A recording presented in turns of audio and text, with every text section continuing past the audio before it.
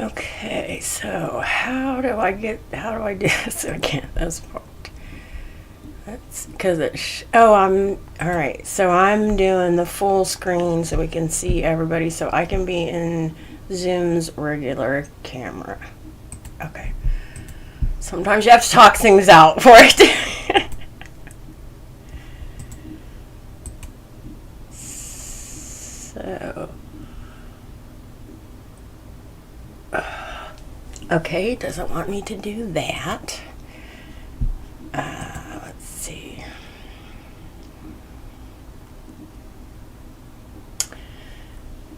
I think I have to get out. Stay in the call, if you would, please.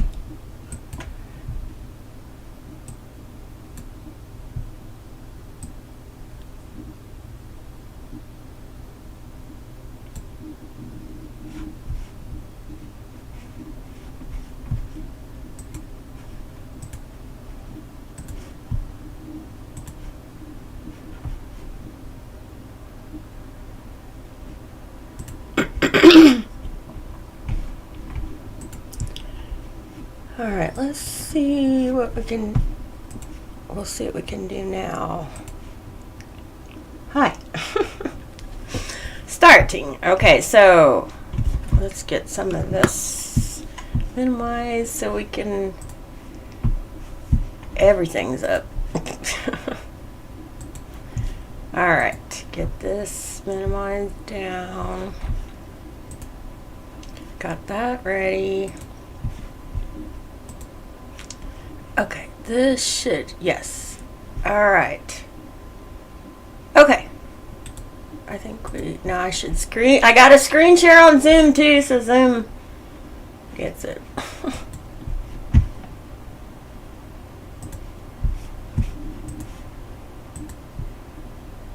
Okay, are you able to see it, Tom? Okay, alright.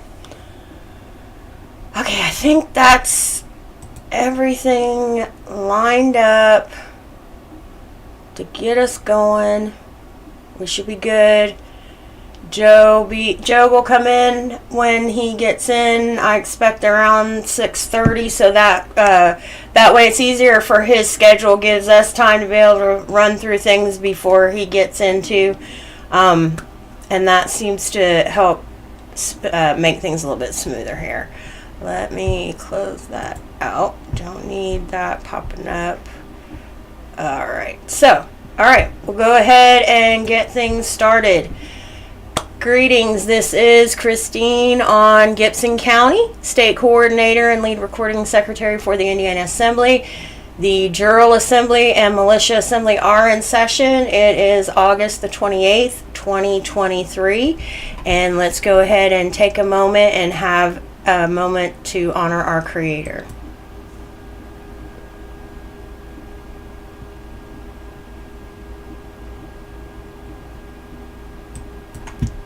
All right. Also, please make sure you put your name and the county that you call home on Indiana in the chat box if you are on the social media, any of the social media ones. Okay, Bivens decision. This meeting is private. Bearing false witness, misrepresentation, and posting inflammatory rhetoric in public forums is forbidden and shall be addressed in an appropriate manner. To eliminate all conflict and false allegations, is there anyone in attendance at today's call that is a member or agent of any law enforcement agency or public agency of the federal, state, county, city, or township agencies present? Is their response to the Bivens decision for the first time? You can also put that in the chat as well. And I don't see any in the chat. Okay. All right, we'll keep going. Hearing none, is there any response to the Bivens decision for the second time? Hearing and seeing none, is there a response to the Bivens decision for the third and final time? Hearing none. Furthermore, anyone who is here under false pretenses, anyone who is working for any foreign government, including the territorial United States or municipal United States, anyone who is being paid or coerced to be here, must fully disclose their presence and purpose now or leave the premises or conference call. Remember, you are the public employee and it's our duty to remind you. So if you're still an employee, you have to present yourself. Okay. Alright, so I wanted an opportunity. First off, we've got the links here for, we're not going to go through each of these, but the links are here so you can be able to have them for your reference when the presentation link goes up after the call. A reminder of what the points of order are. The reminder of the Public International Alert for State Assemblies, Committees, the way we work, the Assembly Militia Standards and Principles, and the Standard Operating Procedures template to start supporting different roles. And you can get an idea of what that looks like so you can be able to start seeing, well, maybe you might want to help and do a little bit more. Alright, so I'm going to of course, bring forward the county status update and status with papered up and armored up. There's some things that need to be reminded because we are based on the Bible, the Ten Commandments primarily, but the Bible is our foundation, the Declaration of Independence. Excuse me. But I also wanted a reminder, because I don't want anybody to think this is some religious period of time of call. It's not like church session, but it is fact, it's truth. You've got to get clear on where we're at today. Okay, I'm not going to read these articles, but here are the links. Anna has specifically talked about the whole armor of God in these two articles. Article 1858, that we are in a spiritual war. You've got to get clear on what that means. And then Article 1764, moving the cheese. It also talks about that this is a spiritual war. Alright. So let's go ahead and go into the Geneva Bible because we got to get into the word itself because that's where the actual truth is at. So I go to Bible Gateway. It's a great one. You can be able to, they have all different translations, so whatever one you're more comfortable with, you can be able to look up. And it's great to be able to do studies of how how their translation ended up coming through.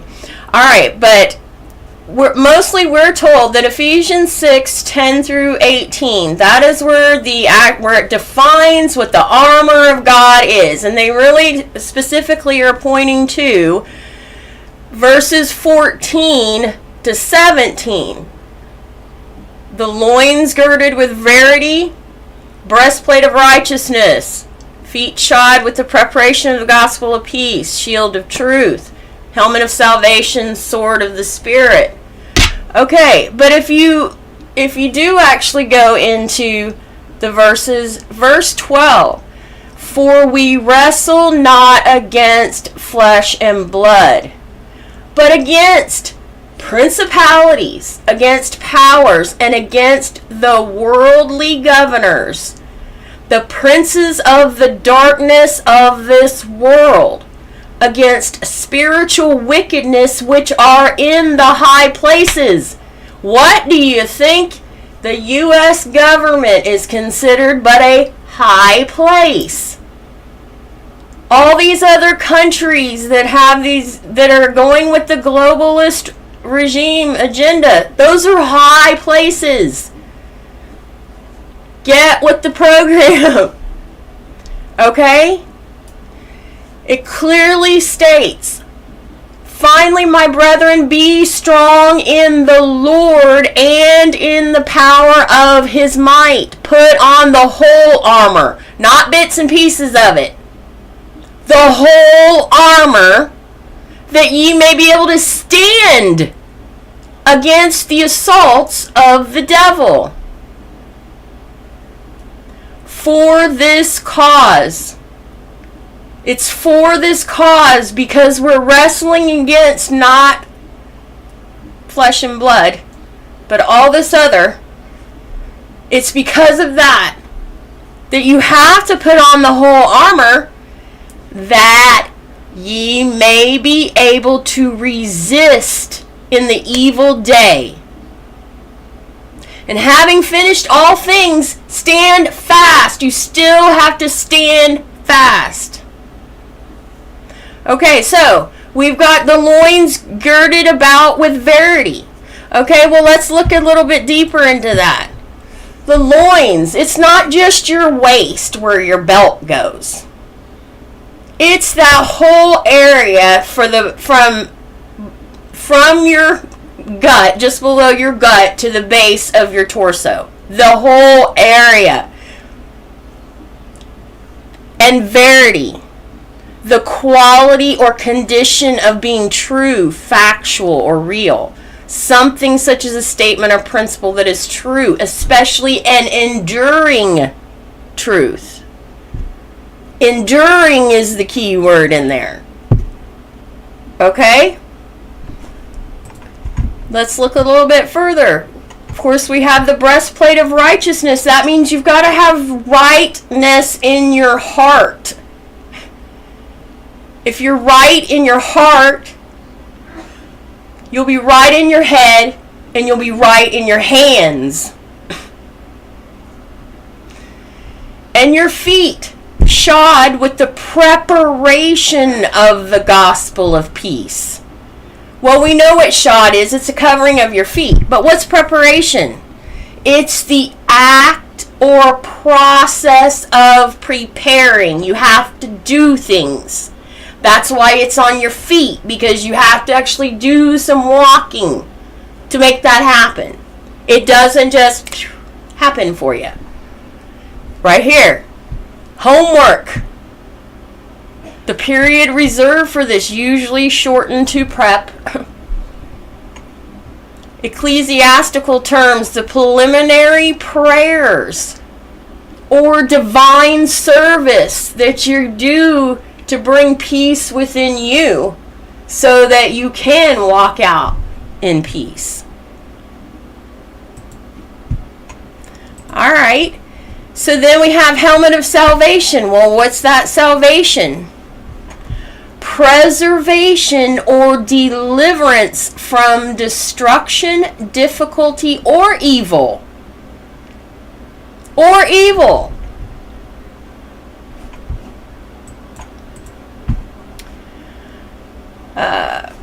Sword of the Spirit. Okay. And not the sword of the Spirit. The sword of the Spirit, which is the Word of God. Okay, well, yes, we want to first think that it is, of course, the Bible is the Word of God. Yes. But remember, Genesis 1:1, God said, "Let there be light." So there was the Word. So all words, not just what's in that book or just what's in red letters, all your words are words of God. Why? Because God is in us, through us, around us, in everything. So whatever words come out of your mouth, you're saying from God. So if you're saying hateful things out of your mouth, then you're saying that the I am presence within you is saying hateful things. If you have the Spirit, and if you've asked Christ into your heart. Okay. And then, but another piece to that we forget. And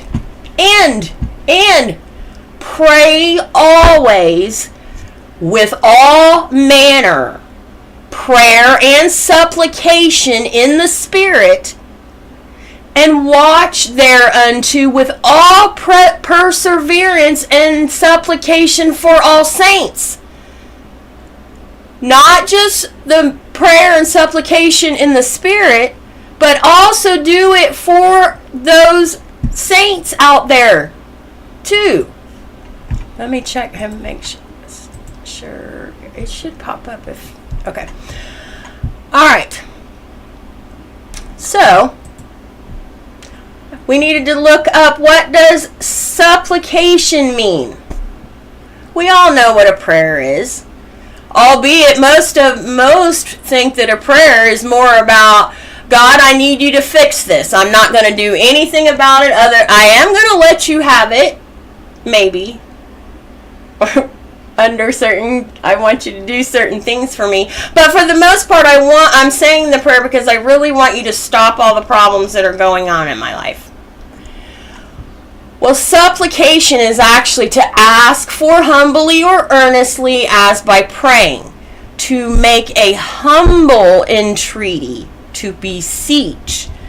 So it's an earnest petition, not just for yourself, but also for the saints that are on this walk with you. Okay?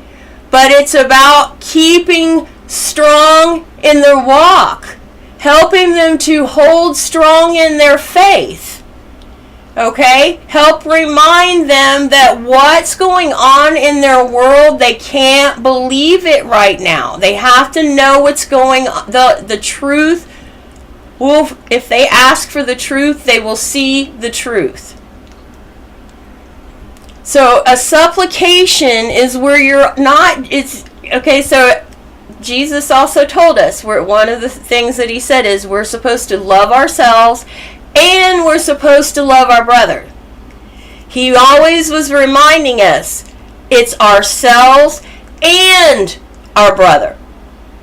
Not just ourselves, not just our brother. It's ourselves and our brother. That's why Paul was saying here in Ephesians, it's not just the prayer and supplications for yourself, but also for the saints in this with you. And that's where sometimes we're so off balance. Either we're not even praying for ourselves or the other saints, or we're only praying for ourselves in this, or we're only praying for the saints. And it's for us and the saints. Okay, so, but then we need to remember, okay, so who are the saints? The saints that were in Ephesus, but they're the faithful in Christ Jesus. So, there's more than just the whole armor of God in Ephesians. It is the actual walk that puts all the pieces in to your spiritual armor so that you are walking in your full armor of God. You have to do all the right thinking, the right talking, the right actions, all that right homework along the way that forms that whole armor of God, that gives you that solid standing. But something we have to remember. Revelations 21 verse 8. But the fearful and unbelieving. Many forget this piece, and it leads with it. Because it also, verse 7 starts with, He that overcometh shall inherit all things, and I will be his God, and he shall be my son. But the fearful and unbelieving, leading with, but the fearful and unbelieving, is lumped in with. It doesn't say except or something like that. It says and the abominable, and murderers, and whoremongers, and sorcerers, and idolaters, and all liars. So if you're fearful and unbelieving of God and a liar, you too shall have their part in the lake which burneth with fire and brimstone, which is the second death. So, which are you fearful? Because if you're staying fearful of the U.S. government and all its tyrants, that means then you're unbelieving in God. You're unbelieving in the Christ. Then you're also lying to yourself and everyone else around you. Because you'll stop the lies. You'll stop going and being fearful. You'll be fearless. And you'll be a believer. Alright, one more time. 1 Timothy 1, 8 through 14. And we know that the law is good if a man use it lawfully. Knowing this, that the law is not given unto a righteous man. Doesn't have to be given to a righteous man, because a righteous man already knows what to do. It's within them to walk in that. But the law is actually unto the lawless and disobedient, to the ungodly and to the sinners, to the unholy and to the profane, to murderers of fathers and mothers, to manslayers, to whoremongers, to buggerers, to men stealers, to liars.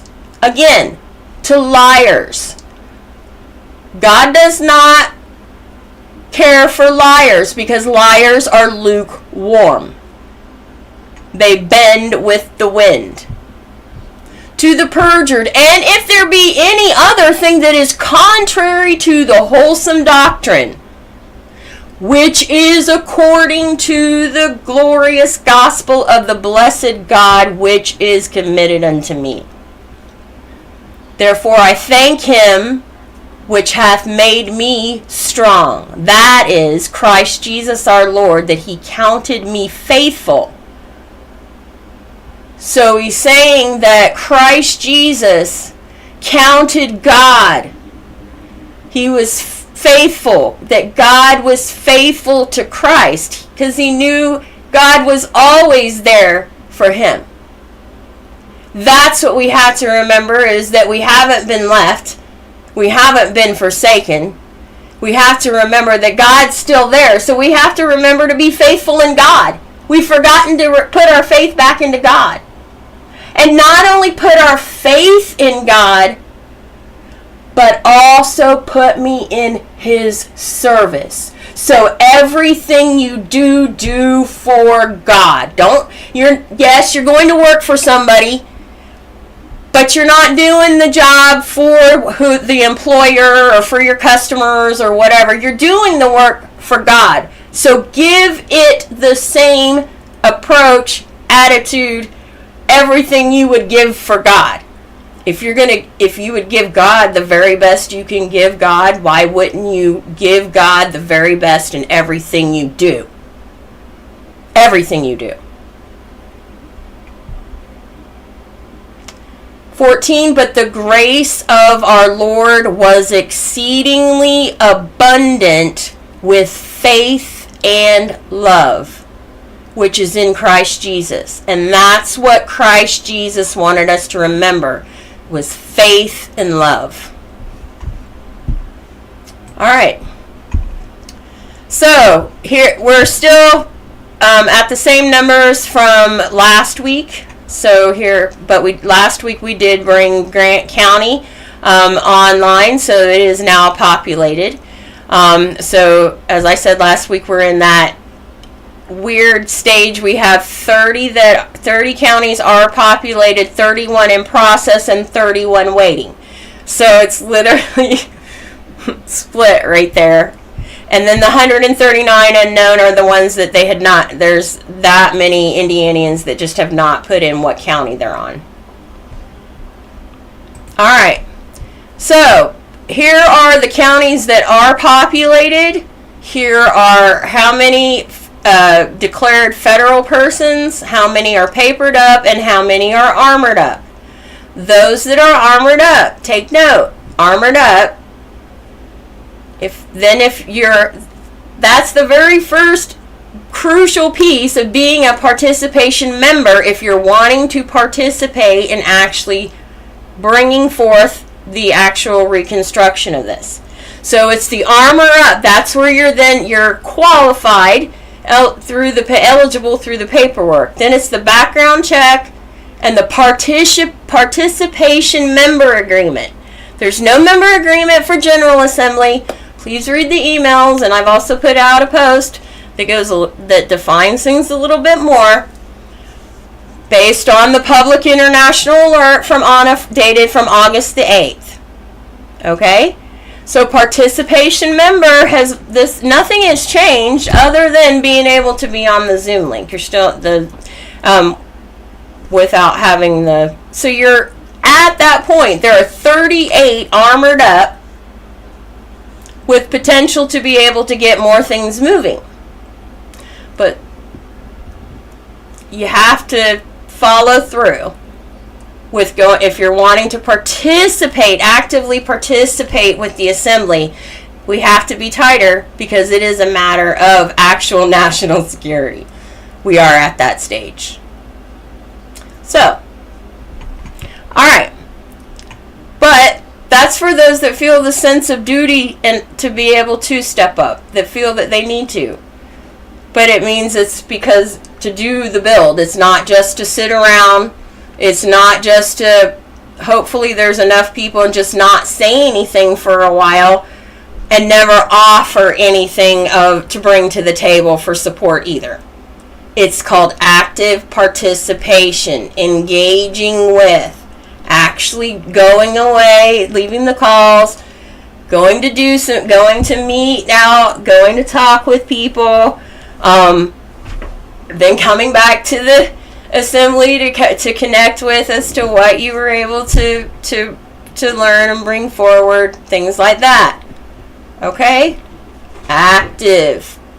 Being a part of it. Not emailing Christine for every little answer because you don't want to hook up something from a previous agenda. Little things. Okay? You have homework to do. I'm not your personal assistant for all I'm just going to send you to searchonavonrights.com. Your best tool for subject searches. All right. Okay, so that was what I had for us. Let me see. I'm going to stop screen sharing a moment and stop the display to see if Joe had an issue.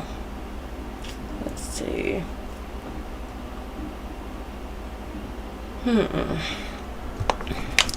Well, as I'm checking on that, Tom, is there anything you might want to say? No, not particularly, Christine. I'm just, I still can't get over how we're not getting participation on these Zooms from so many members, but it is what it is, I guess, at this point. Just a little sad. Well, and there were many that were getting Zoom links, but still, if they even did come, they were preferring to go to the live stream through social media as opposed to being on the call to actually engage and participate. Yeah, I was on one of your sources, I think it was YouTube, and I don't know if there's a big lag in the broadcast or what, but you would ask if to put in something in the chat, and I put in there a couple times, can anyone hear me or can anyone read this? And I didn't get any response. It was probably about a month ago. So I don't know if the chat's not working properly or what, but I put it out there a couple times on that same call, and you didn't respond to it. Nobody else on the call can read this from me, and I didn't get in Zoom or on YouTube? YouTube. Oh, I don't know. I can't answer for YouTube. It's mainly if you're going to be participating, get in on the Zoom calls. It's, right? That's the whole point. If you're just viewing anyway. I thought that you had the ability to view the chats through that. I do, but I can't always guarantee it's going to work. All this tech stuff I'm still trying to even work through. Sure. No, I mean, that was the only thing that, I don't know if I had that Zoom password or what, so I went on to YouTube and I tried to get in the chat, didn't get anything from anybody on there. I think there was like... Okay, well, I can't answer for YouTube. It's a third party. Sure, I can't, but that's where, I mean, nobody. There was 9 participants. Okay, I can't, so we can, yeah, okay, so,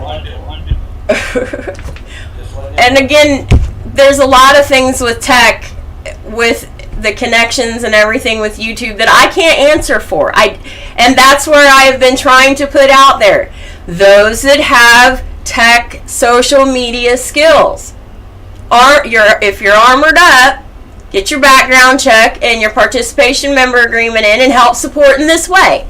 This would be a great way to help support, is to be able to step up to be able to help with all the tech part. I can't answer, nor can, and we've already, spent a few minutes already just on a third party that we also know tries to filter things and censor things. It is what it is. I can't help that. All I can do is try to get it out as to as many as I possibly can. Okay. But, I mean, I don't know how to even test that to be able to help support that. Again, those that have tech skills, step up. This is a way you can help.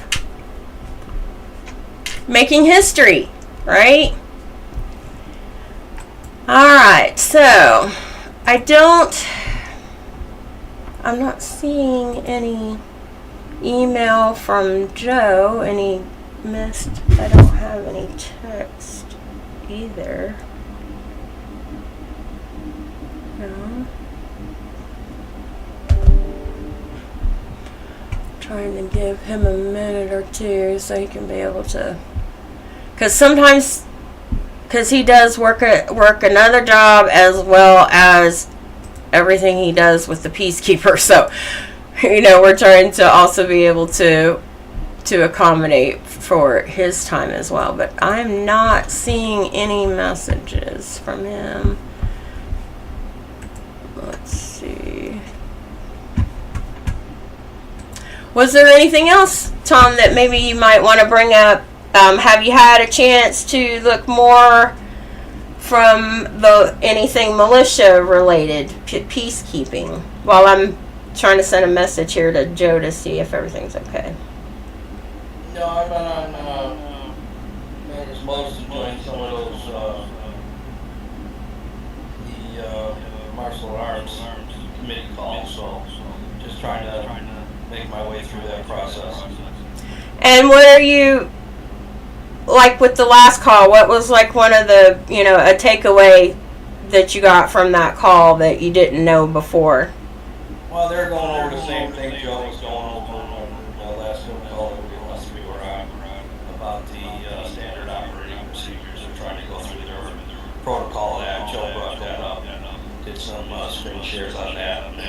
So, I think that's going to be the mainstay for all the assemblies and all the committees that are going on, or trying to get all their eggs in a row, cross their T's and dot their I's. So it's still work in progress, for sure. Right.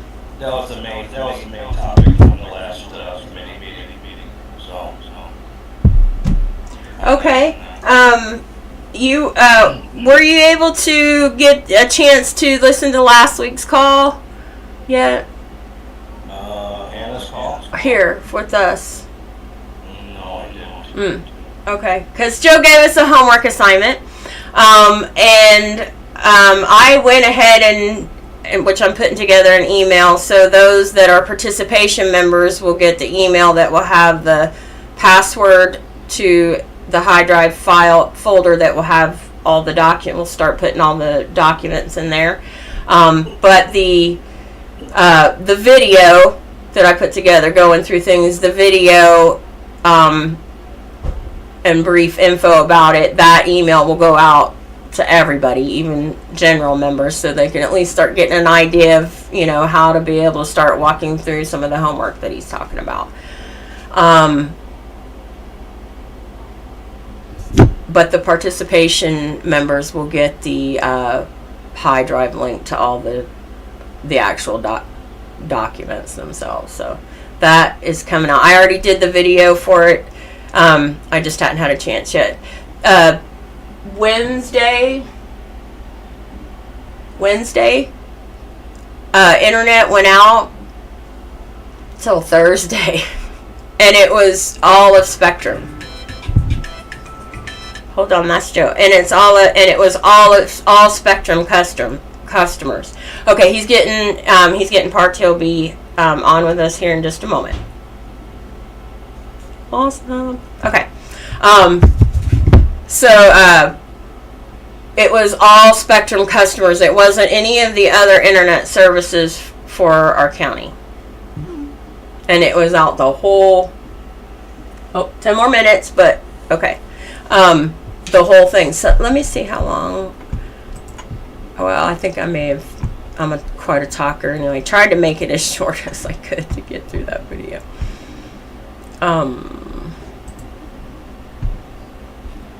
But I think it was only...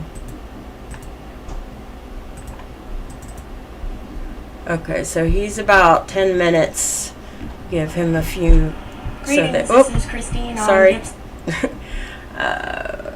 Yeah, it's 30 minutes. Let me cut over to that. Maybe I can get a few minutes in on that before he cuts in to get to the sheriff part where I did that. Let's see. Here, so he... Okay. I'm going to play this a little bit as we're waiting for Joe. I just cut to part of it so we don't have to listen to the whole thing in this. But just about 5 minutes, if that. All right. Screen share. That. Let's see. Stop me. This is fine. We need this to be display so they can see. They should be able to see this. Yes. Okay. All right. Here we go. And you should be able to hear it. Let me know if you can. Okay. Are you able to see that it's up? Okay. Good. Thank you. All right. Oh.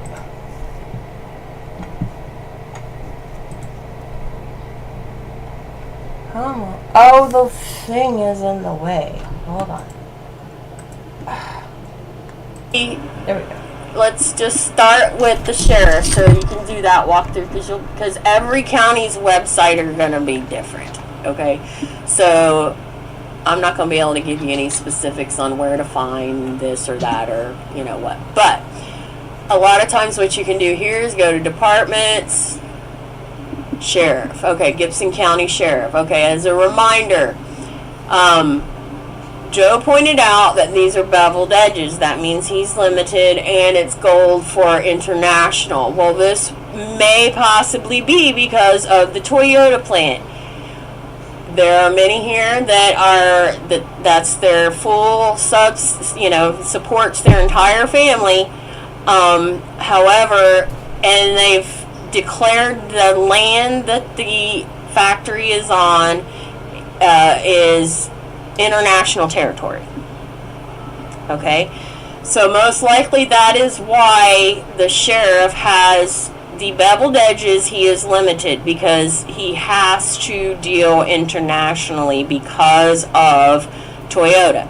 Now, my take on this is that the county treasurer should have voided the sale regardless if it was had already passed hands, money transfer and everything. They should have it should have been their due diligence to have already voided that sale of that land, because they're foreign to this land. They should not be buying property on our land, and that's your responsibility as the treasurer for that county, is to void that sale.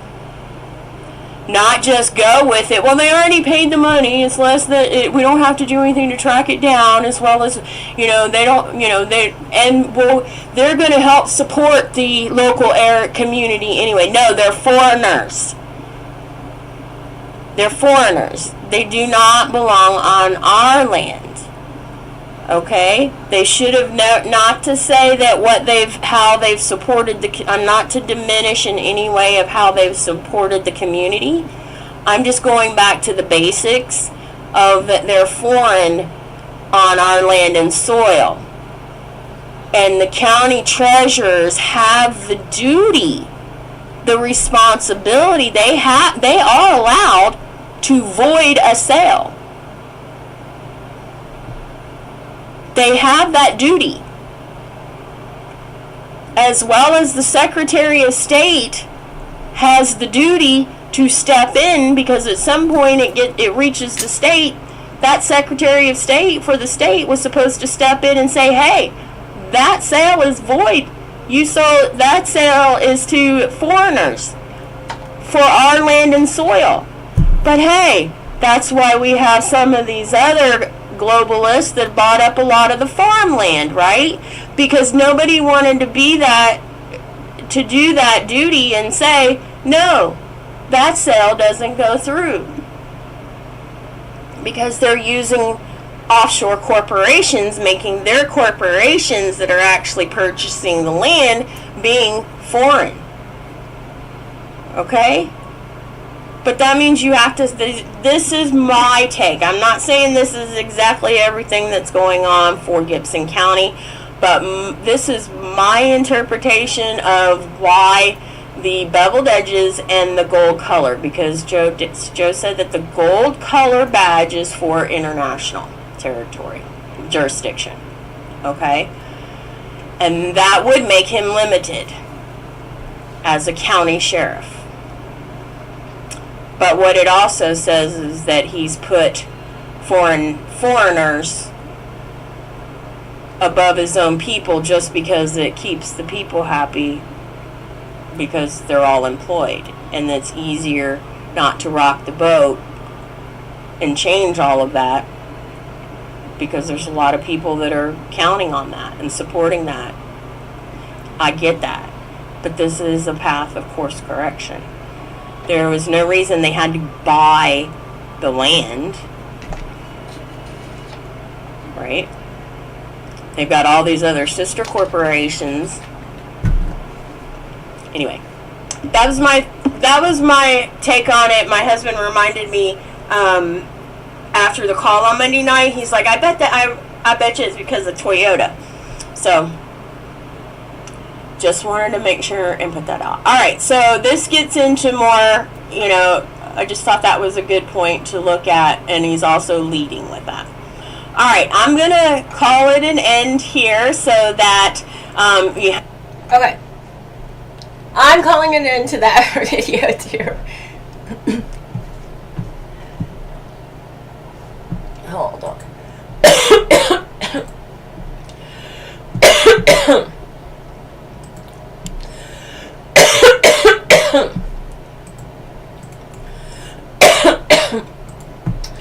Alright, so it shouldn't be too much longer. He was getting settled in. Oh, here we go. Yay! He should be coming now. Perfect timing. Hi, Christine. Hi. What have I missed?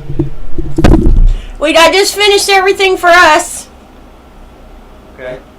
I was just, the last thing I just did was show a short, few minutes from a video I did of starting to walk through on Gibson County for me, like you gave us our homework assignment from last week. So I was given, so that they can start looking at things like that. And where you had brought up about, because the sheriff has a gold shield and beveled edges. And in the video, it was because afterwards my husband said, I bet it's because the Toyota plant. Because there's a Toyota plant here. And actually, Toyota, or Indiana, Kentucky, Illinois. There's and a fourth one, I think. At least we've learned through some questions anyway of other plants that they've done the same thing, where they've bought the land and it's treated as international space. So that's what we were thinking on that aspect, which would be limited. It would be international.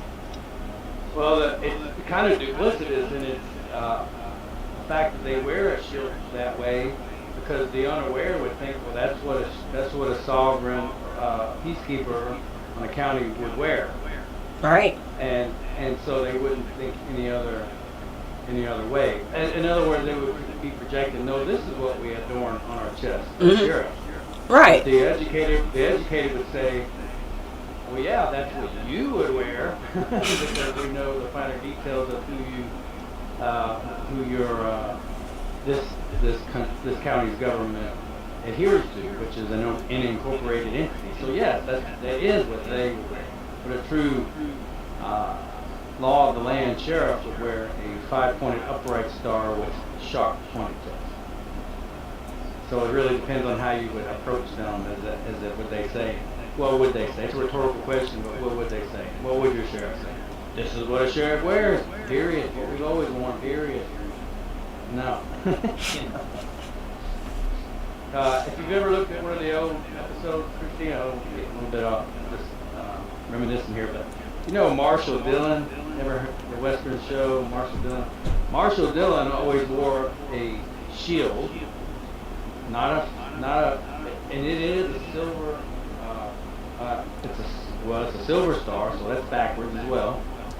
But it was a shield with a star in the middle.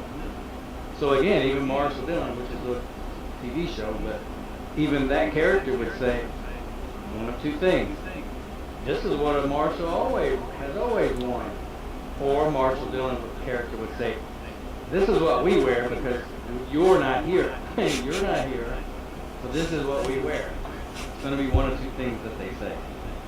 And we anticipate that those same entities, even today, would say, or even your U.S. Marshals. Now, the U.S. Marshals wear a star, and it's encased, so it's in a circle, which is what it should be. But it's not gold. So it's for the unlearned to absorb and to take what they see without questioning or receiving those details and then moving forward with assuming those roles from those same entities. It's one of those two, so really interesting. So what did we go over? You went over your did you see the interview? Did anybody? No, I have not had a chance to see the interview. Mm-hmm. Well, you'll be next. Yeah, you'll just reach out to Tammy Healy on Connecticut, herself, and Michelle on California. They both. Michelle's great. I've seen her in some of her other calls that she does as well. Right. Well, what do you want to talk about today? I'm all about here on focus. I'm dialed in on. As you know, I'm wearing 2 Federation hats, and gladly so. It'll eventually be one or the other, or neither, because my aim is to become in the next, I don't know, 4 or 5 years or so or less, my county's sheriff. So, but I am focused on peacekeeping through and through. I mean, that's what I've lived for almost 25 years in the military. So those are my aims, and that's what I focus on. So if If you want to talk with about the details regarding what takes place in your Jural Assembly and or militia assembly, or how the two are related, we can do that. Tom, do you have a question? No, either one of those is fine. Any knowledge is power, so bring it Hey, on. Tom and I both wearing the same color shirt today. All right. How you doing, Joe? Pretty good. Glad to be here. Yeah, me too.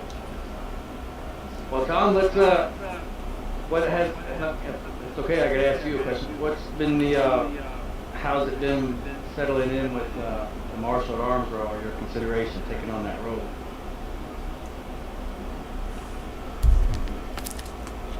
Are you muted? You're muted, Tom. Hello. So I heard you, the last committee call for the martial arts, I heard you talking about the standard operating procedures. So, yeah, I'm ready to go. Like I said, I need to get a little bit more knowledge and training behind me, but very anxious to get going on this for our state, for sure. The Jural Assembly, the whole 9 yards, so. Well, it won't be as cumbersome as people might think. It does take a little bit of a lot of fortitude, a little bit of bravery, and a balance of knowledge in between. What I'm aiming for here is the fact that the assemblies will receive the recognition that they deserve. There's no kind of theatrics involved, no catastrophizing. I don't know. It takes a certain kind of caliber of someone, but that caliber is not a unique board. It's just realizing the steps that needs to take place. Those steps deserve to take place. It won't take place in a vacuum. Of course, our infrastructure exists, and we should be largely grateful for what they have provided overall. And then we can easily get lost in the weeds about people's their jaded minds of having been mistreated, or when you find people who have been mistreated on top of what they've learned, then it's a counterproductive, in my experience, it's a counterproductive mindset to enter into. Although for myself, I have had no issues at all. Although I don't place myself into those roles. I don't test the water, so to speak, because recognition is what the assemblies are aiming. And so, here's a better way to put this. In the near future, and even now, this is happening rarely, but it's happening. But in the future, these same people who are working for, or working with, or who are serving us, our proverbial counterparts, they will eventually, it's just a matter of time before we'll see these people retire from their jobs or quit, and they'll take their skill set and their knowledge and their frustration, and they're coming to terms with what's taking place, and they'll correct their status, and they'll enter into perhaps a service or coming out of retirement, but now serving remaining several years or so, 4 or 5 years, who knows, having corrected their status and providing that service still. Or they will advise, and they'll provide that baseline of providing what the finer details of what takes place, say in the county clerk's office, or judge magistrate, or retired mayor. What's that deal now? Retired chief of police. All of those services that exist now, but then we'll have had others who have served in those capacities, and then come to the assemblies and provide that detail. And again, with clean hands, no issues, no people incarcerated, none of these things. But we do have people that largely come to the assemblies and have kind of a seeking sanctuary, if you will. And it's not. I mean, there's nothing that we can't throw those people aside and say, well, ultimately, we're here for you, but you're not able to settle in and serve when you have issues on the front burner. And largely, that is what many people have come in with that. And so it's a kind of a quandary, a catch-22. You have people coming in that way, cannot serve because they're enthralled in certain issues that the de facto has caught them in. Well, so all of that as it is, it's easy then for those who can come in and have no issues, just the fact that they need to have corrected their status, the significance behind that, and then the ability to and desire to serve people for a small period of time, to come in and just seek that recognition. Now that comes to what are those steps as far as seeking recognition, and that's what I mentioned a few moments ago, is that it's not a lot of detail. The state assembly has 4 pillars. Within those 4 pillars has a variation of committees that has been decided on that is needed, first, second, third, whichever is in those categories are priority needs, people that can be involved with helping those, which can be anybody, even your state nationals, and then reaching out to your state capital, those counterparts, and that's the cumbersome part. Those are the same people you want to have in the future correct their own status, and then share at least anything as an advisory to your state assembly people. And Thomas, you would be one if you took on the role of marshal at arms. But it's not difficult.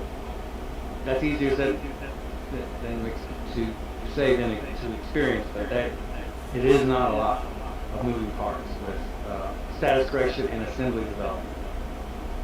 And if anybody has any questions, I'm happy to share an example of how it's not very it's not difficult. So I want to be able to convince anybody.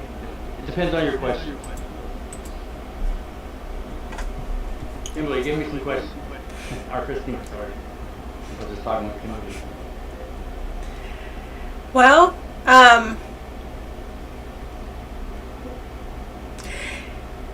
okay, so a lot of times a lot of the first concept of what a juror does they're looking at how it is in the de facto is that they wait till they're summoned and then they're scared to death to even go, but it's only when a case is already brought forward and it's then show up for that day.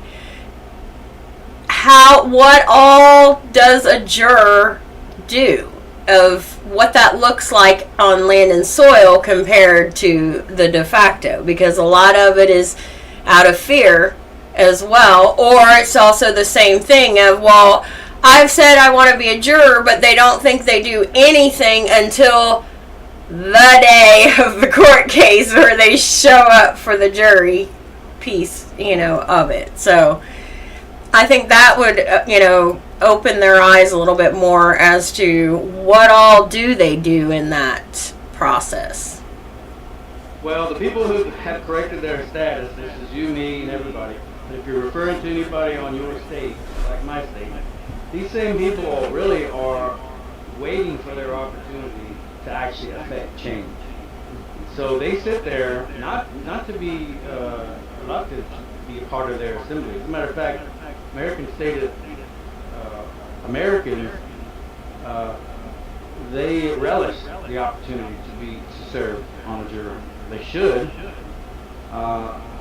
because that's where those changes take place. That's where each one uniquely has an opportunity, but as a group of peers, has an opportunity to actually affect change.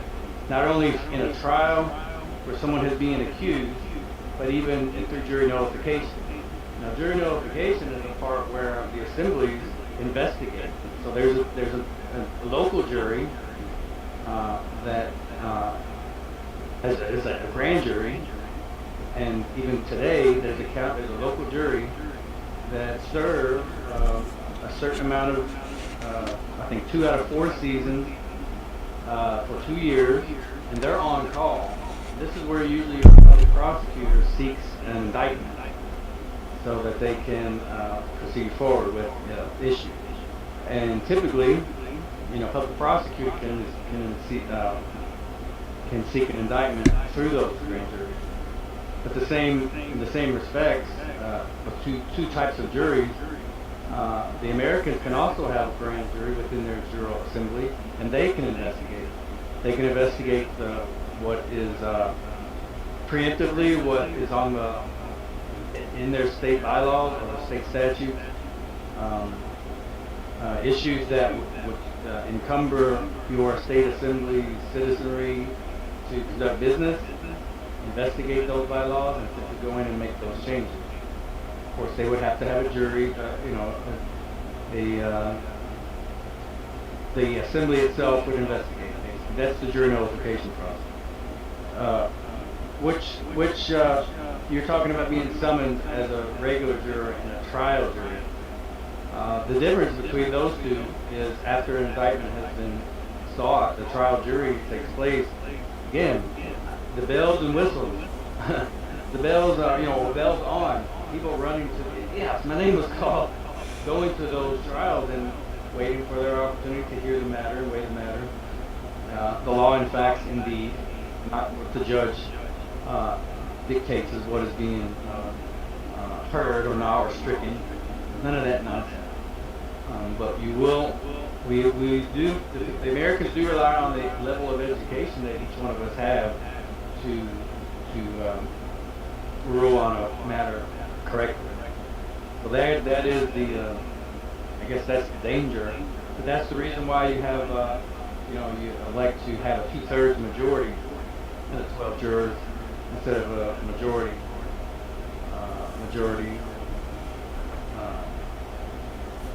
reading from or conclusion from a trial, because you can imagine having people, and this is a clandestine manner, but it can happen, and most likely it will happen from time to time, is people who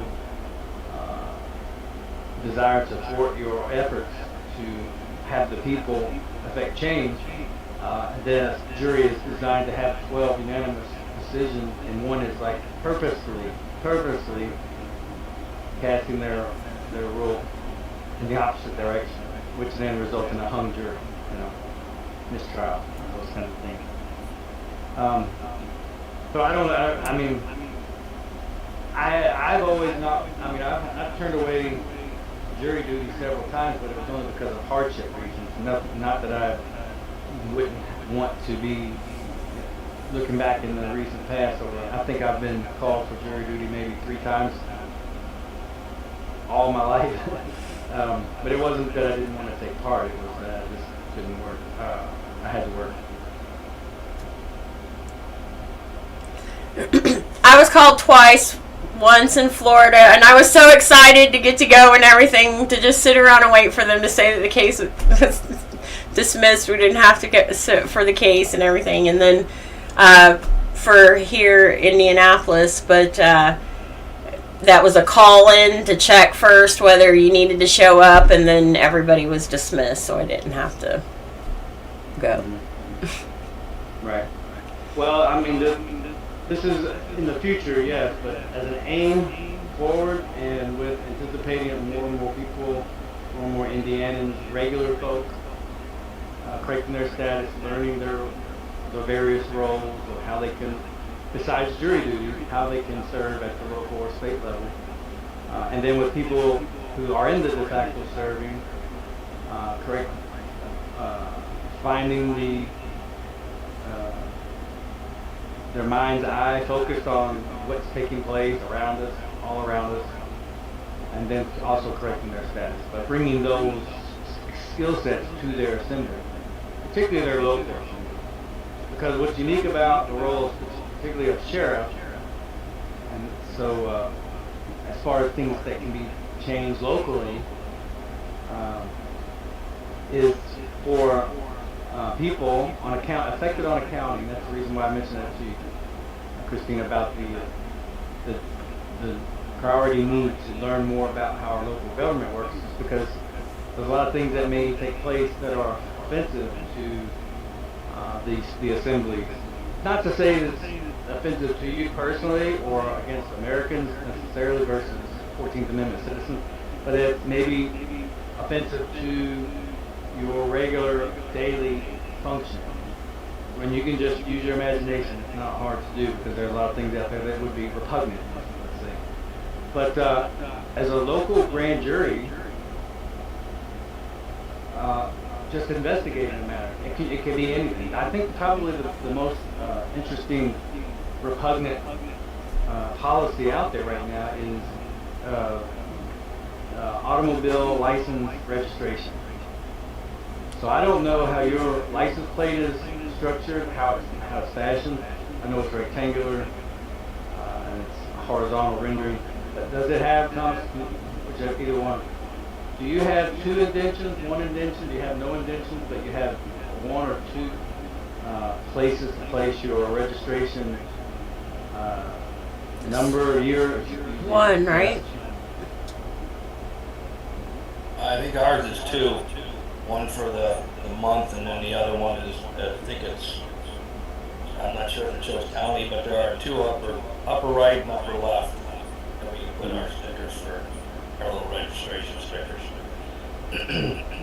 So if there's anything I would want to put out or take away from today's call is the effects of how the local grand jury, of course we're referring to state, the effect of state assemblies and state citizens, but this is something that can even be done at the state level. And since this is not a local matter regarding licensure, then it is a state level function.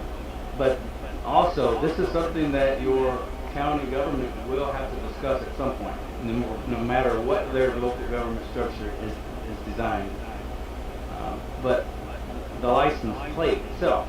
So this is just an issue that sits out in the general public, and it's an issue because it, through harassment, if you decided to no longer function that way, but you still have to function and travel throughout your days each week, nonetheless, you'll be harassed if you alter from that structure. And if you continue to go to that structure, now I don't know how you process it. Is it picking your battles? I guess kind of a thing here. But my point is this: is those indentions there, and the Jural Assembly handbook mentions this briefly, but just as a focus, if there was one focus any assembly can take moving forward, it is the policy is repugnant. Let's say. Let's all three of us here since we're on call agree. I would agree. Because but I do agree with a license plate. If my car truck was ever stolen, or accused of being in a situation simply because of its make and model and color, well, I would want something that can be identified, Right. either by witness or a public camera or so. Those are offensive in their own way. But just kind of customizing our approach here. This is kind of a minefield. But I definitely would want to have that. Now, would I want to play something completely different that I have to pay for yet again, or would I maybe use the system to my advantage, I suppose, upon purchase? And that's another angle, as would be repugnant, and not just me as a man, but somebody that's working for the people, as a servant for the people. And I'm asking you guys, what would you think? Would it be worthy of an investigation based on evidence and the separate jurisdictions regarding what your state deems as ordinance or policy statewide that you have to have an Indiana license plate on the back of your car, or front, or both? Or would you rather make your own before or after having purchased a new automobile, or however, how would you like to go about doing that? I'll share mine, and you guys see if you agree or otherwise. Just for expedient purposes, and just for the fact that Kentucky has provided licenses for automobiles in the back. I would, from this point forward, including what I have now, I would go contact the Department of Travel, through the Department of Motor Vehicles. Yes, they exist. It's a separate department. Whether they choose to admit it or not, they do exist. And spin up that service, so to speak, for continuing to provide that licensure so that their database can provide that service. That service, not the license plate, but the fact of what are the safety measures, or what is useful with that licensure. I'm not talking about a driver's license, I'm about purchasing a driver's license plate. Well, again, it can be identified. It's in a database. We know the database. I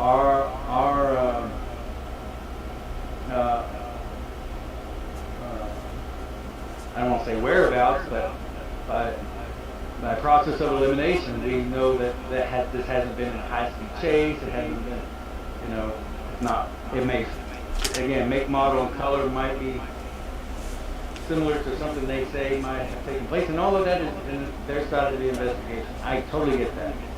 But now, when it comes to the registration, and according to the Jural Assembly handbook, points out, this is just one issue of dozens and dozens and dozens.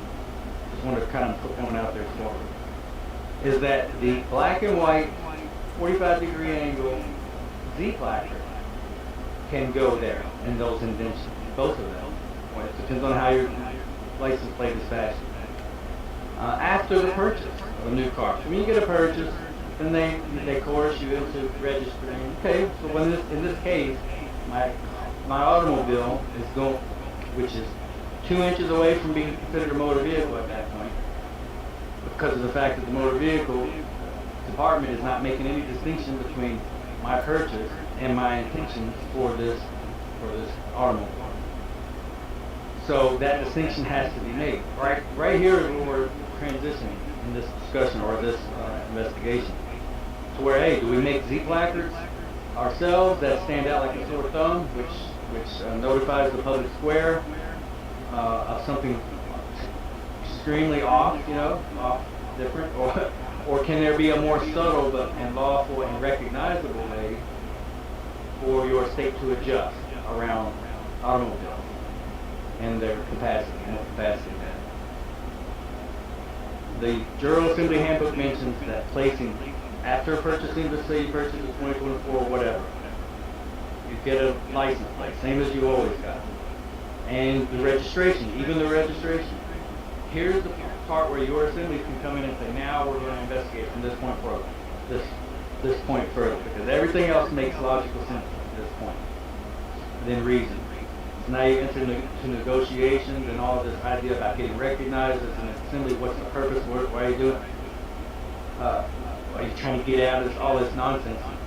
Quickly fall to the wayside, because anybody conjecture regarding, oh, you're just trying to get away. That's foolishness. That's sophomoric. It has nothing to do with anything regarding what the intent would be. Because now you've received the recognition of, hey, we're making this clear distinction between public servants who own no property. The registration is what initiated this 9/10 of possession is in the hands of a 14th Amendment citizen, but the first 10%, the first 10th is in the hands of the state. And that is what that is. That's why when they refer to 9/10 possession, they never make the distinction, well, what's the 1/10? It's the top, the first 10. If that's owned by the state, and that's the registration act. Okay, so I'll end it with this. You got to think about it. The devil's in the details about how significant this change will be for your assemblies. Again, just one of dozens of changes, adjustment, refinement, is to let the Department of Travel know, within the Department of Motor Vehicles for your state, is that after this registration is over and that we purchased this and we have your license plate that you provided for us, thank you very much, we're in your database now.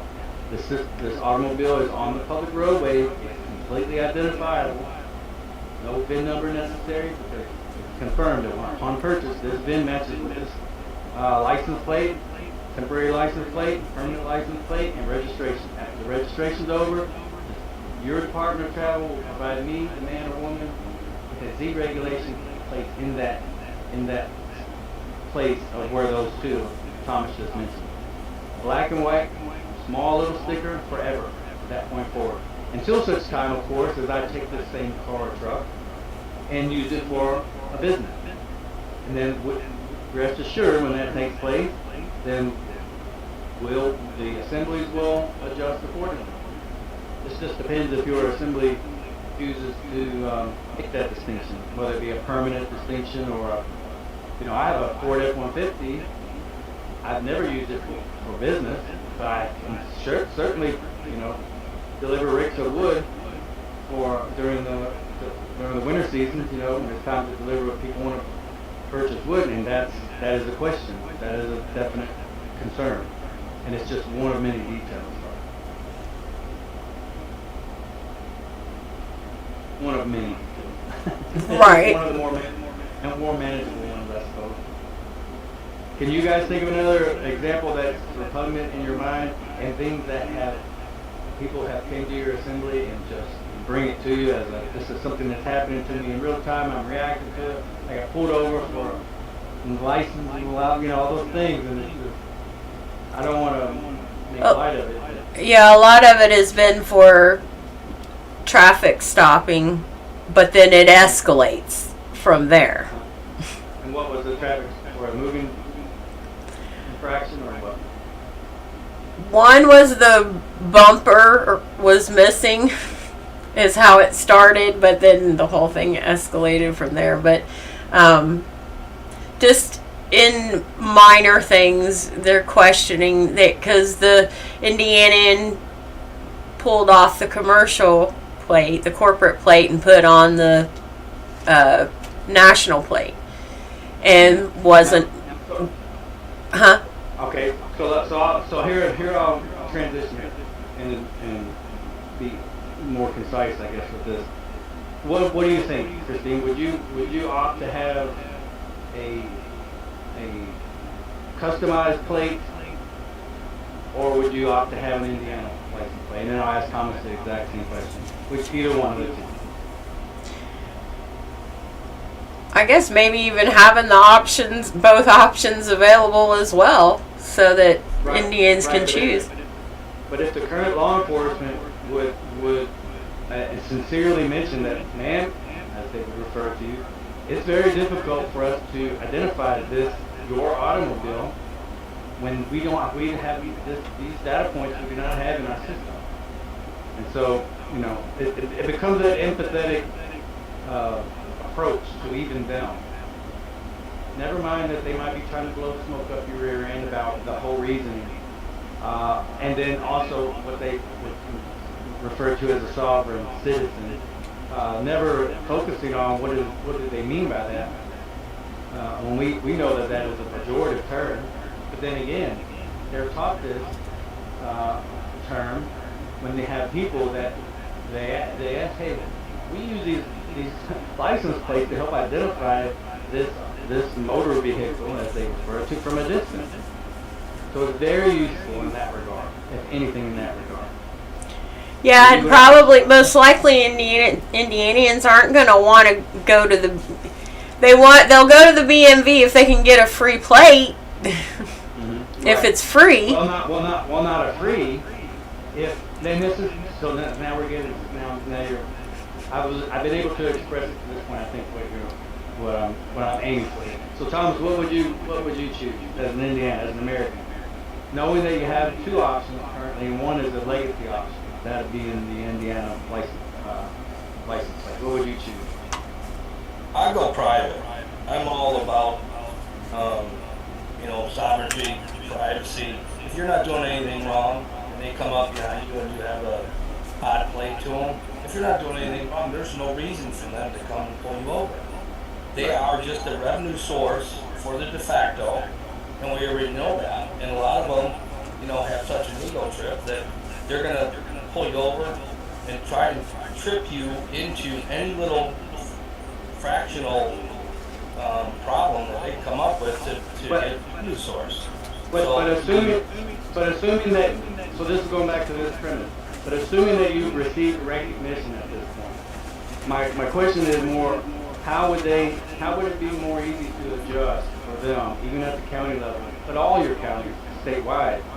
So this is initiated by recognition of your state assembly through your state capitol, and then the word getting out. If this was to take place next month, what would be the logistical impact on them still being able to provide a service, how they express their service, or having a state purchase license plate, as opposed to having a makeshift license plate that's not expedited in any database that they have currently.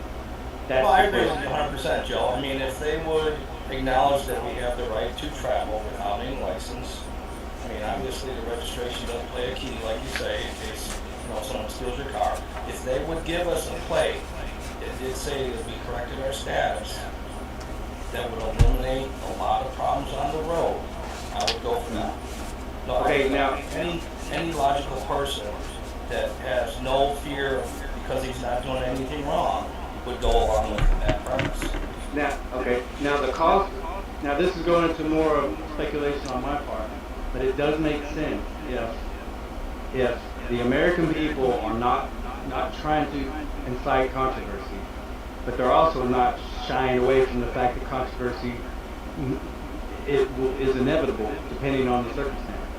So we're talking about a blatant makeshift license plate versus a small indication that the same state provides that goes into those small indentions on your Indiana license plate.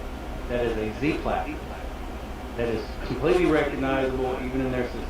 So it's a small size, black and white angled, 45-degree angle, black and white, and it would go in there in that spot. So now it's low profile. It's still something that the state provided through. It's provided you the license plate, and upon renewal, or maybe immediately, that's a question you guys can discuss those details. Upon purchase, But in this case, if you have a used automobile, it's going to be upon renewal. We're trying to be able to. What does it feel like to feel this transition to where the Department of Motor Vehicles is not, I don't know what you guys are talking about, and this is 1 year after the next, so they're dragging their feet. How can it be more streamlined as to the approach of how the state can provide recognition without completely derailing their system? And not so that we want their system up and running, but to completely derail it also opens up for other avenues of exploitation, even on their part. Well, and that would be if it's totally a makeshift plate, how many are actually running, trying to hide, and will make one up and try to pass off? Whereas if at some point they have to come through the assembly for that, and then that way for that assurance with the BMV of knowing, okay, they've come through their assembly, they've gone through their all of their process. So if they're with the assembly, then they'll be able to do that. Maybe there's some kind of a letter that comes from the assembly as a member in good standing to be able to get that plate that they have to get from the assembly. And they can't just say, "Oh, I'm a member of the assembly." They have to actually then have to have something that comes from the assembly, and then that way, then they wouldn't have to give so much personal. Yeah, there's multiple layers of exploitation here. That's kind of what I'm trying to point at. Couple of marshals grapple with these realities often, no matter which way we go. We expect the system that we're dealing with, once they transition, if it's not a smooth enough transition, they'll send mercenaries in to exploit all vulnerabilities. The very same vulnerabilities that exist now, but they're in the hands of a system currently that is serving the people. So I just want to kind of share with you guys those dynamics, and so you can share with me kind of those details of what we're really focusing on, Mm-hmm. so that we don't end up throwing tomatoes or feeling as though, or having the de facto feeling as though they're worthless ultimately, and they're not, or else they would not have survived. This Right. many decades. And there's, you know, at least try to start offering the actual services. Yeah. Well, again, so that's the fun aspect. There's where your Indianans who are sitting at home, getting educated, but still trying to hold up a family together, grow a family, learn something new, something they can provide to their community, and at the same time, just waiting for the opportunity to be called either to a grand jury, or to serve on a grand jury, or to be called to a trial jury at random.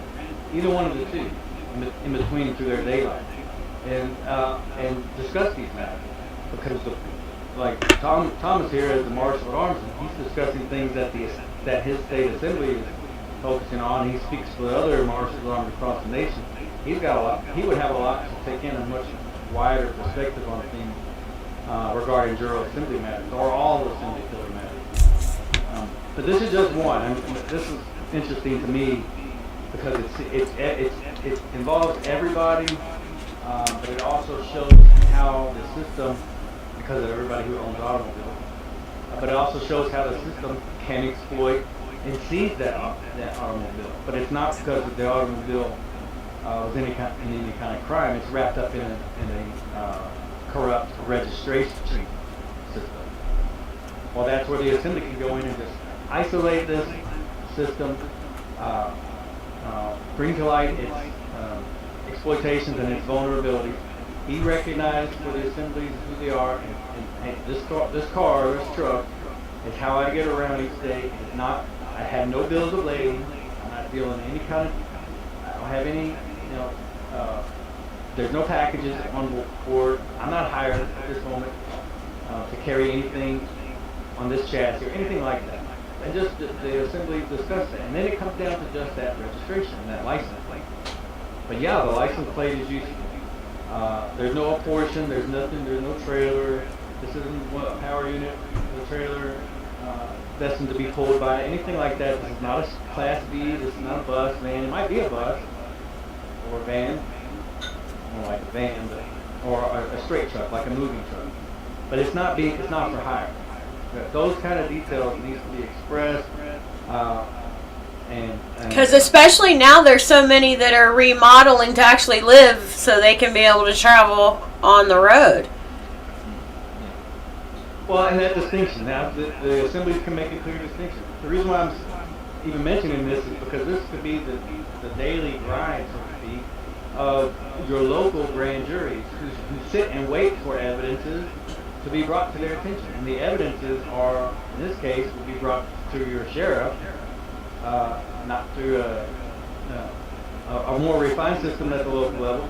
And this is something you all can also examine, is how is your county government structured, where you set up a local grand jury and they're not there to necessarily to move crimes forward, but for jury notification purposes. And this very thing we're discussing about the license plate. Never mind credential cards or anything like that, but even that ties into it. I mean, any kind of, just examine their methods of a routine traffic stop, so to speak. The police officer or sheriff, they're going to examine the license plate as they walk up, and as they walk back to their car, and as they process a citation or a warning. They're going to use in combination driver's license, insurance, proof of registration, or registration proof of insurance, and the license, and the license plate. So all of that in conjunction, the assemblies can just examine an entire routine traffic stop necessity, and then just start to remove things, remove this, remove that. Oh, okay, officer, great. The fact that you provide this service absolutely has a value. But in this moment, if you're pulling me over, and through assembly recognition, I can't stress that enough, you're now encountering an American. So there must be an emergency, or there must be something faulty with my equipment, or you must suspect that this car or truck that is registered as a private conveyance is now in the process of business, otherwise, or a crime of some sort. So here's your example. I have a blue F-150. if it's registered or recognized in the system as a private conveyance, great. Now the license plate that I purchased 9 years ago, same license plate, just different registration each year. Now it's still the same license plate, still the same truck, but now it has the 2 black and white stickers right where the yearly registration would go. And now, if the sheriff pulls me over and he finds out I have a truck full of pizzas that I'm being paid to deliver, yet I have no Pizza Hut thing on the top of my truck and I'm not in uniform, now there's a problem. Simple as that, You see? And it's just those kinds of things, just those kinds of details. But that could be flushed out, detailed, examined, brought to your county sheriff through recognition of your state assembly. And hey, now you have a county sheriff. The same people that live on that county can hone in on this refinement, this particular matter of reconstruction, and then examine it, hear it, investigate it, hear it, rule on it, and then lay it to rest. And it goes right into law. Because these are the back and forth, and no one gets anywhere, and it's just ultra frustrating. It's how do the people affect change? These are the only way to affect change. They have to focus on a matter as a people, a body politic, investigate it, find out what's repugnant regarding their jurisdiction versus a 14th Amendment citizenry jurisdiction, make that distinction, go through the process, publish those presentments, and then lay it to rest and then move forward. Well, with that said, Joe, so you're getting all the investigation together, your assembly makes some rulings for the changes, and then you got to bring it to the fact book, right? You literally got to give them a notice saying that our assembly is correcting this matter at hand, and yes, you comply. Yeah, they were. Yeah, your county will recognize that as an ordinance, and it's basically an ordaining change to their current state. And it's usually done through your magistrate, your districts. I don't think Indiana has that. What? I'm going to answer your question, Thomas. But have you all discovered how your county government are designed? You don't have a judge executive. You don't have magistrates. Christine? I hadn't gotten any further in it, no. I've heard of that magistrate has been used in some areas, but I haven't been able to get in detail. Okay, well, as far as Kentucky is concerned, the 120 counties we have, we do have that luxury, and I do consider that as a luxury, simply because it is a county function versus a city function. So what Thomas was mentioning about how that recognized, yeah, in Kentucky, actually those changes are considered and voted on by magistrates of each county. And there's a series, small group of magistrates based on however many districts are in each county in Kentucky. So but then they're coerced into considering certain changes or adoptions to the KRS or the county ordinance. And it's either a resolution or an ordinance. And that's usually how it goes through the counties and is adopted by the county. But they're adopted by the magistrate. The thing about a magistrate is actually they're a judge in of themselves. Is that they're elected by the people and by the people's expectations that these magistrates will do the right thing. So they're already primed and paid for. They're being paid each year to provide that service based on that expectation. That's how Kentucky operates. So that's why I wanted to mention, like I did last week, about the emphasis on learning those roles, how decisions are brought to those decision makers at the county level, so that upon recognition by your Americans, your Indianans, then how those same Americans move forward with the Reconstruction as far as they're concerned, as far as their jurisdiction is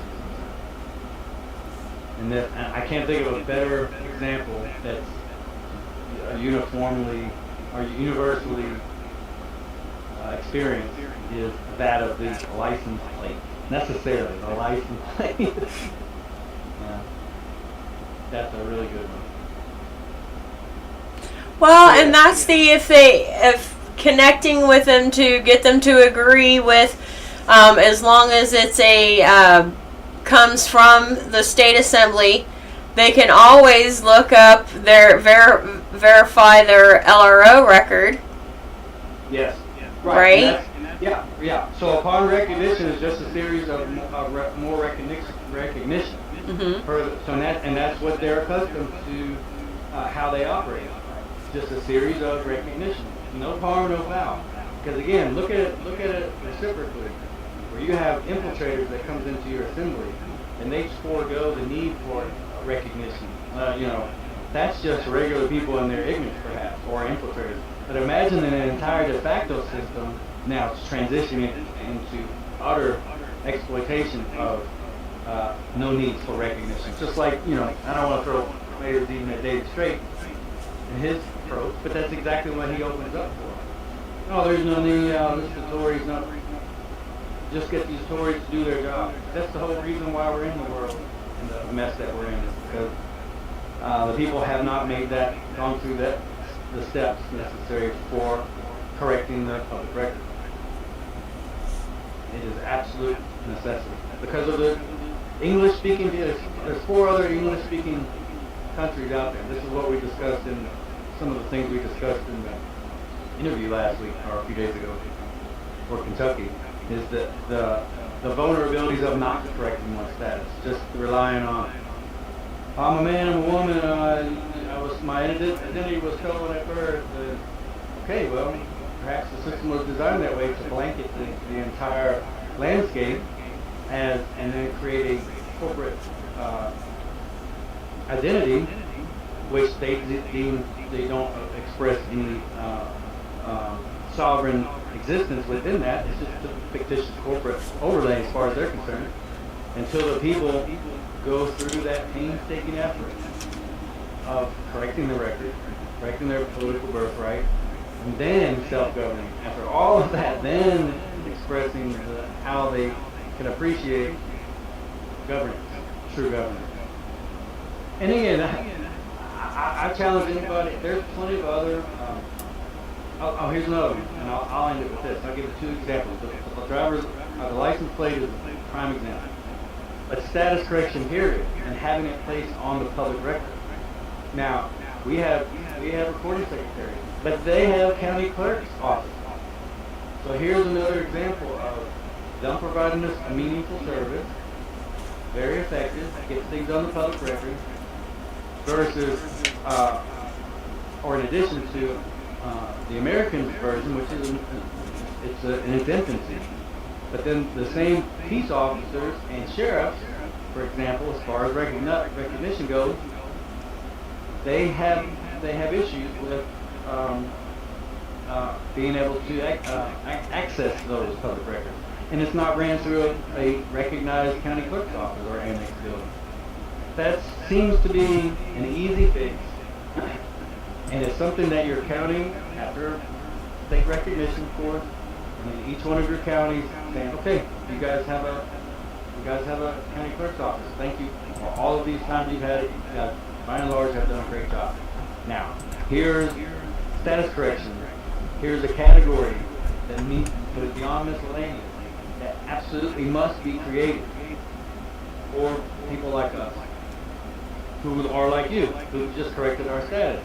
But county clerk's office, we insist, respectfully speaking, provide a unique category for this recording, so that it can go onto the public record and period. And whatever database you need to tie it to, as far as expediting recognition of who we are, it's all about recognition. That's what these same peacekeepers, or anybody, always, all the time, insist on. And they'll argue, we're not trying to misidentify you as someone else, one way or the other. We don't want to misidentify you as a criminal, or we don't want to misidentify you as anybody. We want to be able to be trying to get a job. They can say that because it's true, but they can also exploit that, and they do. They exploit that same approach. So the state assemblies has the unique opportunity to use that same approach, but refine it. and help split that hair. Split it twice actually. Split it. They're splitting hairs. You split the hair, the two ends that they just split. Hope that makes sense there. But it's a very simple in its concept, but it takes some effort. I guess appreciating that approach is the effort ultimately. Yeah, just and again, the state assemblies. Thomas, if he took on the martial at arms role, would be a perfect office to provide that. With his own recognition, your state capitol will recognize his office. His office will do their part for addressing these, in this case, these two main issues, with a clear intent on correcting the record in the manner in which to do so. Both of these examples that I gave you fall in the realm of the Jural Assembly, by the way. I don't know if we were discussing militia today or Jural Assembly. It's all both. Yeah. But this is, supportive so that people get a better idea of what to, how they can help. Mm-hmm. Right. That's the whole. Yes. No. The whole point. Yep. And it really helps to have questions. I tend to, or I feel like I digress from the points here, but there's a lot of details that kind of come with the thought of these approaches. It kind of defaults into an abstract sometimes as well, but and digressing or whatnot. But if we have questions ahead of time, we can address those questions as best we possibly can, and then we can archive those answers along with the questions. Mm-hmm. So that's why I'm really fond of having questions ahead of time. Right? Yes. Mm-hmm. So, well, Thomas, did you have any? I hope I answered both of your questions regarding those approaches. No, you did. It's just, I know Christine feels the frustration as well as I do, but trying to get everybody on board just to get our assembly up and running and do all these corrections that need to be done and get rid of, hopefully get the de facto to exit some of our core buildings and, at least honor us, recognize us is what it's painstaking, but we're making through it. Hopefully, some other people come to see the light and join us to do this. Yeah. Yeah. Right. Yep. And then, with what very much appears to be a full-on dismantling of this current structure, this architecture, that's the moment there where everybody seems to they have no choice but to come to terms with more or less, and sooner or later, because that is what seems to be the case. We're living through what very well seems to be a full-on dismantling of the entire structure. I have noticed at our local franchise post office that our postmaster for here, his uniform is different. Mm-hmm. It's a completely different uniform. The whole look of it is still in that dark blue grayish color, but they've changed up the uniform. What's the office? For post office, for the U.S. Post Office. Okay, so now that's a great observation. Now here's something for future counties, all future counties to take the opportunity. Would you agree that that's newsworthy? It might seem just as a kind of a passing glance. It's a change, obviously. Well, that's news for you and news for us. But imagine in the near future having a local county press to actually go in with recognized American press credentials and inquire of the finer details, and then post those as a news article Right. at your county level. Mm-hmm. These are the kind of heavy or impactful changes. These are the kind of abrupt adjustments, reconstructing approaches that needs to take place, and they're not out of sorts. I mean, Something- First Amendment Right, and something I noticed through the shutdown, being at that time we were in Indianapolis, that the markings on the cars, the different logos were changed. They changed them in that time. Mm-hmm. Now that's evidence. Now again, you could ask, and they could give you the same example or reasoning that was given to them, and that would be fine. Or and that's fine. We don't have to say, I don't believe you. I think you're blowing smoke up my butt. That's another immature approach. But that's not what a reporter would do. They would just inquire further, and they would inquire further. And it doesn't fall on just your ears. It goes into a report that they know exists. They know exists is going into a publication, a county publication. So all of that is extremely impactful. It is what promotes change. It is what it would be expected in a self-governing environment. Press, credentials, all of that. And so yes, and having a uniform change is is an evidence of a change of ownership. Absolutely. As far in the realm of sports, you either have a home and an away uniform. Mm-hmm. That's it. Mm-hmm. If you change your scheme, most likely it's because you've changed owners. And you can tell the difference between, because they have seasonal uniforms. Right. You can tell those uniforms. This was completely different, and it was also almost 100 degrees that day. So it wasn't like it was, but he wasn't wearing shorts either, but he was wearing short sleeve. But even the whole material, the look of the material, all changed. And that would be newsworthy, especially to an investigator. Now you could make that observation, Christine, and you could provide that scoop, as they call it, to your newsroom. Mm-hmm. You wouldn't have to go and inquire because you may not be of that skill to be or time, Right. or focus, but you would definitely provide that scoop as a news, and then they would your budding local press corps would seek that angle. Right. They would go and they seek the interviews. They don't receive the interviews. Even that's newsworthy. Oh, you don't want to give me an interview? That's newsworthy too. What's the change here? What's the significance? What are the details? Mm-hmm. And you're off and running because all of those, again, just the landscape itself is ripe for tuning, for reconstruction. Every aspect you can think of, and it's not overwhelming. It does take work, yes. Yeah. Well, I don't have anything else for this evening. Did you have anything else, Tom, before we head out here? No, I don't. Okay. All right. Maybe we'll both do more digging in our counties, and then we can also have some be prepared with some questions for Joe next week too. Well, Christine, were you able to share what I shared with you as far as the link to the meetings that takes place on my county? I have not shared. I was putting that email together. I'll give you another example. There's been a development since then, just really quickly.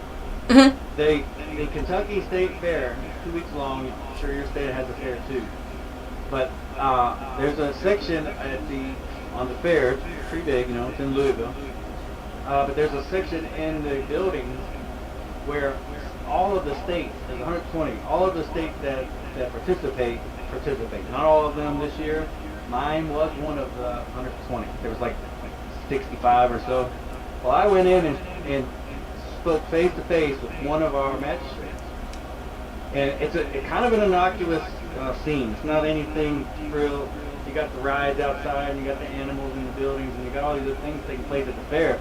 But I was mostly interested in going and seeing who was at their booths. And I was able to speak with, face to face, one of our 5 magistrates. And I'd let him know, hey, I just want you to know, you're doing a great job, because if anything, for the fact that I can see and hear your meetings, your physical court meetings. And he says, that's why we do it, sir, that's why we do it. because we want to be able to show and express the difficulties that we have amongst ourselves with providing funds that we receive in order to provide the services that everybody enjoys on this county. I was like, you guys are doing great. So anyway, so if you can share that, and Tom, if you guys have time, I'll just push it, push play, and you don't have to watch it if you could, if you wanted to, but you can hear the deal. And again, it's 3 years worth, 3.5 years, I think. Every two weeks, these 5 magistrates meet with the judge executive, and they go over expenditures and costs and negotiations and bids and all of those things. This is what I was hoping to share with anybody who cares about those details.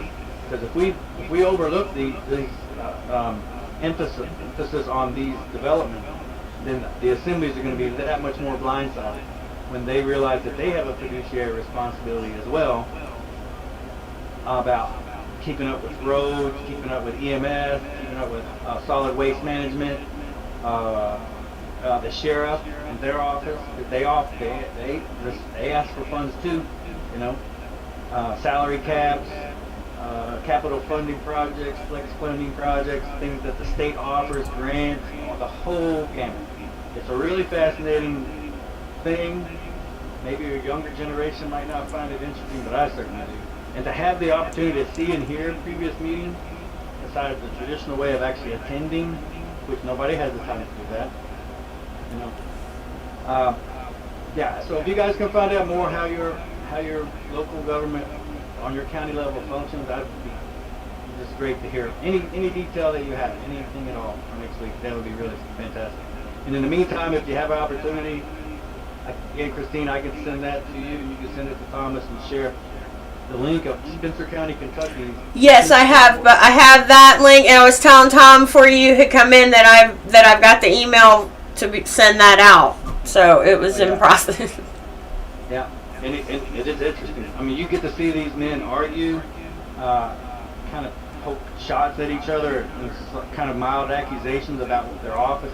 You get citizens who come in and just point their finger at it. I mean, it's really worth what you would expect from a recording and from the effort, the details that it takes for these men to work out spending dozens of millions of dollars a year on whatever project.